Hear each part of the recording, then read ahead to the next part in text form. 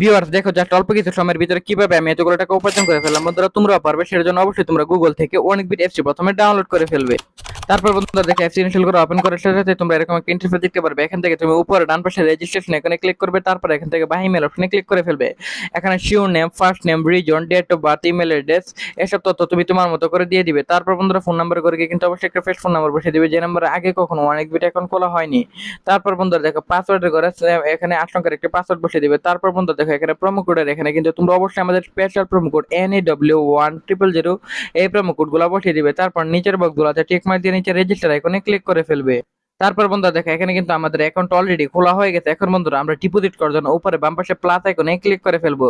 তারপর বন্ধুরা দেখো এখানে বিভিন্ন ধরনের ব্যাংকিং অপশন আছে, যার দ্বারা তুমি খুব সহজে ডিপোজিট করতে পারবে। সো বন্ধুরা আমি এখান থেকে ইউপি অপশনটি সিলেক্টেড করে ফেললাম।